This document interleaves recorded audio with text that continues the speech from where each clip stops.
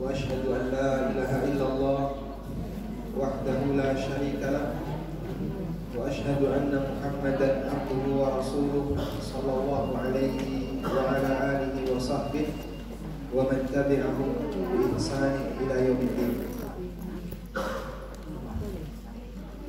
Alhamdulillah, kembali di kesempatan pagi hari ini kita melanjutkan kajian dengan membaca syarah usul iman. Dan insya Allah yang akan kita bahas adalah beriman kepada hari akhir. Poin yang ketiga, beberapa poin terkait iman kepada hari akhir. Poin yang ketiga yaitu beriman akan keberadaan surga dan neraka. Sebagaimana kita mengimani adanya hisab, maka kita mengimani adanya balasan atas hisab. Kita mengimani hisab dan kita juga mengimani balasan dari hisab. Dan balasan dari hisab adalah keberadaan surga dan neraka. Sehingga beriman kepada surga dan neraka bagian dari konsekuensi iman kepada hari akhir. Kita akan baca terlebih dahulu. Bagi jamaah sekalian yang membawa bukunya, silahkan dibuka di halaman 75. Poin yang ketiga, beriman kepada surga dan neraka. Bismillah, wassalamualaikum warahmatullahi wabarakatuh. Poin ketiga, beriman kepada surga dan neraka, dan bahwa keduanya adalah tempat kembali yang abadi bagi para makhluk. Surga adalah tempat yang penuh kenikmatan yang disediakan oleh Allah Subhanahu wa taala bagi kaum muslimin yang bertakwa, yang mengimani segala sesuatu yang Allah wajibkan untuk mereka imani, dan melaksanakan ketaatan pada Allah dan Rasulnya dengan ikhlas kepada Allah dan mengikuti Rasulnya. Di dalam surga terdapat berbagai macam kenikmatan yang mala aina ra'at wala udhuna sami'at wala khatara ala qalbi bashar. Tidak pernah dilihat oleh mata, tidak pernah didengar oleh telinga, dan tidak pernah terlintas dalam hati seorang manusia pun. Diriwayatkan oleh Al-Bukhari dalam kitab Badi Al-Khalq, Badi'at Al-Khalq. Kemudian Allah berfirman, Innal ladzina amanu wa 'amilus sholihati ulaika hum khairul bariyah jazaa'uhum 'inda rabbihim jannatu 'adnin tajri min tahtiha al-anharu khalidina fiha abada radhiyallahu anhum wa radu an dzalika liman khasya rabbah. Sesungguhnya orang-orang yang beriman dan mengerjakan kebajikan, mereka itu adalah sebaik-baik makhluk.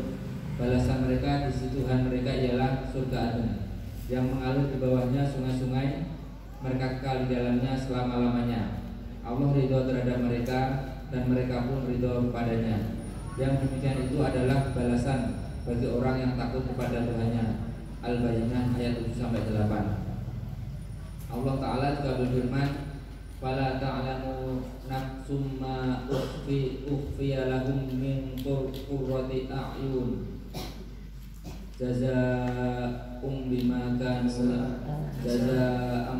kanu ya'malun. Maka tidak seorang pun mengetahui apa yang disembunyikan untuk mereka, yaitu bermacam-macam nikmat yang menyenangkan hati sebagai balasan terhadap apa yang mereka kerjakan. Quran surat As-Sajdah ayat 17. Baik. Beriman akan adanya balasan, yaitu mengimani adanya surga dan neraka. Mengimani keberadaan surga dan neraka, ada beberapa poin yang harus kita yakini. Yang pertama, bahwa surga dan neraka adalah makhluk. Keduanya diciptakan oleh Allah Subhanahu wa ta'ala. Bahwa surga dan neraka adalah makhluk, keduanya diciptakan oleh Allah. Yang kedua, surga dan neraka keduanya telah diciptakan. Artinya bukan baru ada setelah ada kiamat, tapi keduanya telah diciptakan. Bahkan Imam Ahmad bin Hanbal rahimahullah menyebutkan bahwa mengimani surga telah diciptakan bagian dari konsekuensi beriman kepada hari akhir. Maka siapa yang mengatakan surga belum diciptakan, dia tidak sempurna imannya kepada hari akhir. Dan itu keyakinan Mu'tazilah. Keyakinan Mu'tazilah, surga dan neraka belum diciptakan. Dan seingat kami, kalau ini belum dikoreksi, ini juga yang ditanamkan dalam doktrin Hizbut Tahrir. Karena dulu waktu kita pernah ikut kajiannya, mereka menyinggung masalah itu, bahwa surga dan neraka itu belum diciptakan, sebagaimana keyakinan Mu'tazilah. Alasan mereka adalah alasan logika, karena bagi mereka kalau belum ada penduduknya, untuk apa diciptakan? Berarti nganggur surga dan neraka kalau belum ada penduduknya. Namun alasan ini tidak benar, sebab surga sudah ada penghuninya. Siapa penghuninya? Arwah para syuhada yang mereka berada di tembolok-tembolok burung hijau, di tembolok burung hijau yang ada di surga. Dan nasmatul mukmin, dan arwahnya orang-orang mukmin, mereka di burung-burung yang ada di surga. Sehingga sudah ada makhluk yang ada di dalamnya, yaitu burung-burung surga, para syuhada, arwahnya berada di tembolok burung-burung surga, burung-burung hijau. Sebagaimana yang disabdakan Nabi SAW dalam hadis yang sahih. Poin selanjutnya, surga dan neraka kekal abadi selamanya. Dan siapapun yang menghuninya juga akan kekal abadi. Siapapun yang menghuninya juga nantinya akan kekal abadi. Khalidina fiha abada, mereka kekal di dalamnya selamanya. Meskipun dalam hal ini ada perbedaan di kalangan manusia. Saya sebut perbedaan di kalangan manusia. Pendapat pertama mengatakan surga dan neraka tidak kekal abadi. Surga dan neraka tidak kekal abadi, dan keduanya akan dibinasakan, sebab tidak ada yang abadi kecuali Allah. Maka surga dan neraka juga akan binasa. Dan ini pendapat sebagian orang sufi, dan di masa kita dilestarikan oleh Pak Agus Mustafa. Beliau salah satu tokoh di Surabaya, sehingga sampai dibuatlah sebuah tulisan, judulnya ternyata akhirat tidak kekal. Namun ini dulu pendapat Al-Ghazali di kalangan Mu'tazilah, sehingga ini kita bisa sebut ini pendapat Mu'tazilah di masa silam. Yang kedua, surga kekal, tapi neraka nantinya akan binasa. Dan pendapat ini mansubun ila Ibnu Mas'ud, dinisbahkan kepada keterangan sahabat Ibnu Mas'ud. Surga kekal abadi, tapi neraka nanti akan binasa berikut seluruh penghuninya. Sehingga yang tersisa di akhir zaman, tersisa di akhirat adalah hanya surga saja. Neraka sudah tidak ada. nantinya yang tersisa hanya tinggal ada surga dan sudah tidak ada lagi neraka. Dan ini pendapat yang dinisbahkan kepada siapa tadi? Ibnu Mas'ud. Hanya saja ulama beda pendapat mengenai nilai keabsahan keterangan Ibnu Mas'ud ini. Apakah sahih sampai Ibnu Mas'ud ataukah tidak sahih? Ada dua pendapat dalam masalah ini. Ada yang menilainya sebagai riwayat yang bisa diterima sampai Ibnu Mas'ud, dan ada yang mengatakan ini riwayat tidak bisa diterima, riwayatnya dhaif, sehingga tidak bisa kita sebut sebagai perkataan Ibnu Mas'ud. Wa ala kullin, intinya dalam hal ini pendapat yang jauh lebih kuat adalah pendapat jumhur ulama, bahwa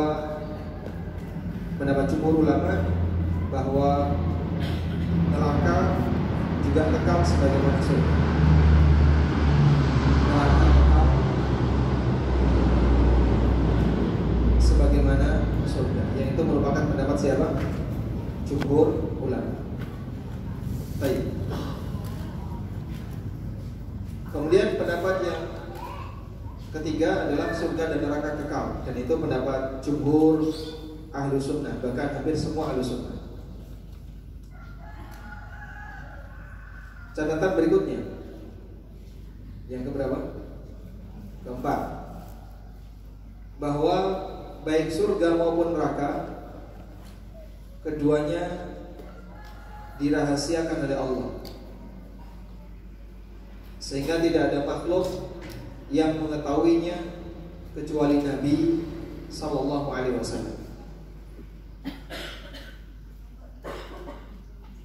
Dan Nabi sallallahu alaihi wasallam pernah menyebutkan di mana beliau diberi izin oleh Allah Subhanahu wa taala untuk masuk ke dalam surga.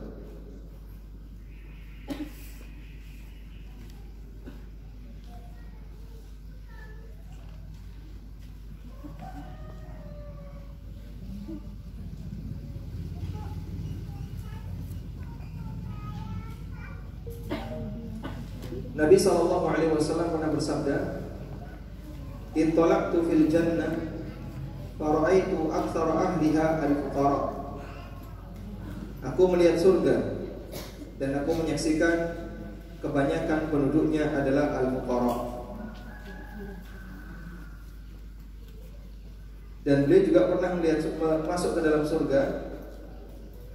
Lalu beliau melihat ada sebuah istana di dalamnya, dan ternyata itu adalah istananya siapa? Umar bin Khattab radhiyallahu anhu. Wa ra'aitun nar fama ra'aitu mandaran. Dan aku juga melihat neraka. Wa ra'aitun nar fama ra'aitu mandaran afdha'u minha. Teks hadisnya,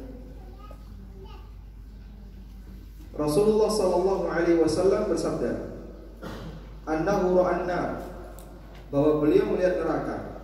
"Falam yara mandaran afdha'a wa la aqba'a wa la ashna'a wa la aswa'a minha." Dan beliau tidak melihat ada pemandangan yang lebih mengerikan, lebih menakutkan, dan lebih tidak enak dipandang selain neraka. Sehingga ini menunjukkan betapa menakutkannya neraka. Tapi semuanya dirahasiakan oleh Allah Subhanahu wa taala. Makhluk yang lain tidak mengetahuinya, dan kita hanya bisa mendengarkan beritanya.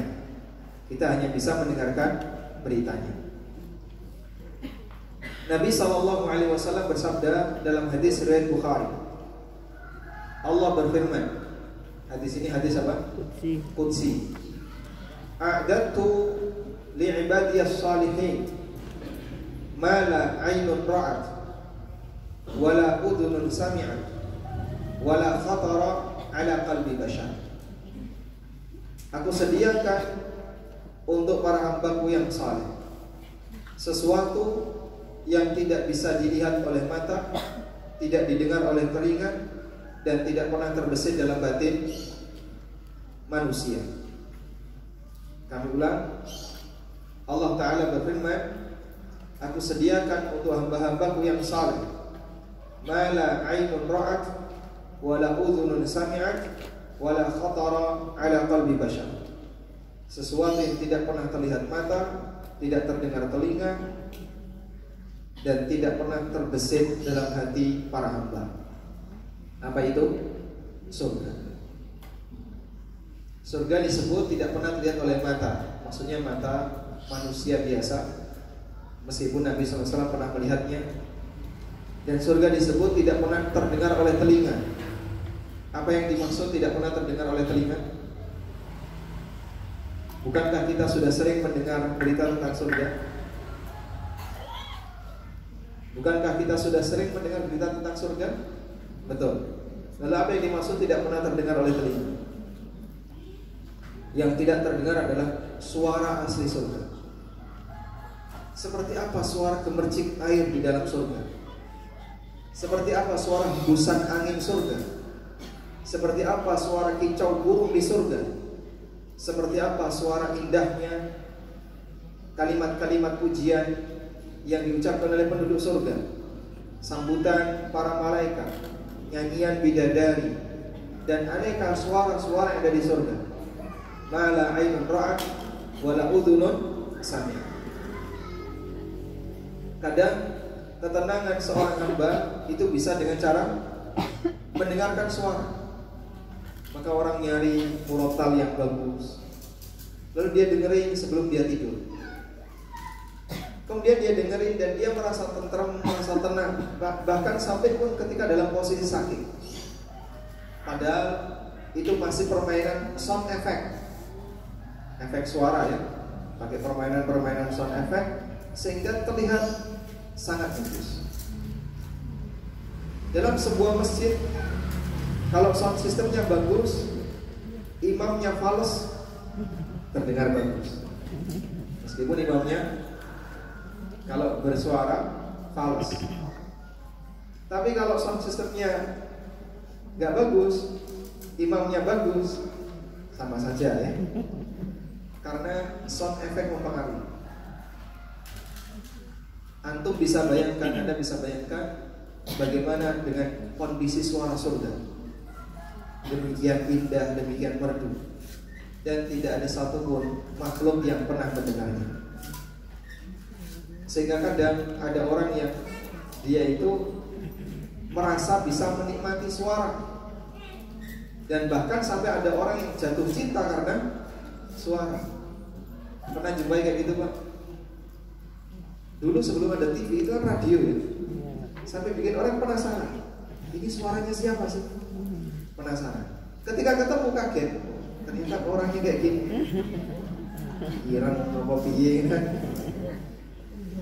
Di luar ekspektasi. Wah, suara kamu bagus ketika di radio, ketika ketemu kaget. Saya pernah dengar cerita itu ya. Sehingga saat pendengar itu tergila-gila dengan suara orang ini, sampai dia itu main ke stasiun radio tersebut, ingin ketemu orang ini. Ketika ketemu rasanya sudah beda. Karena orang bisa menikmati suara. Saya masih ingat dulu waktu di pesantren, ada satu teman saya orang Lombok, suaranya bagus sekali kalau adzan. Ketika beliau adzan, santriwati keluar karena ingin menikmati adzannya, mendengar adzannya. Sebab suara itu bisa memberikan pengaruh bagi batin. Suara bisa memberikan pengaruh bagi batin. Orang bisa merasakan ketenangan, kenyamanan dengan mendengarkan suara. Baik. Karena itu di antara nikmat Allah di surga tidak hanya nikmat yang bisa dipandang, tapi juga nikmat yang bisa dirasakan dengan indera pendengaran. Ada suara yang orang bisa menikmatinya. Wala khatara ala qalbi bashar, dan tidak pernah terbesit dalam hati manusia. Terbesit dalam hati manusia tidak bisa dibayangkan.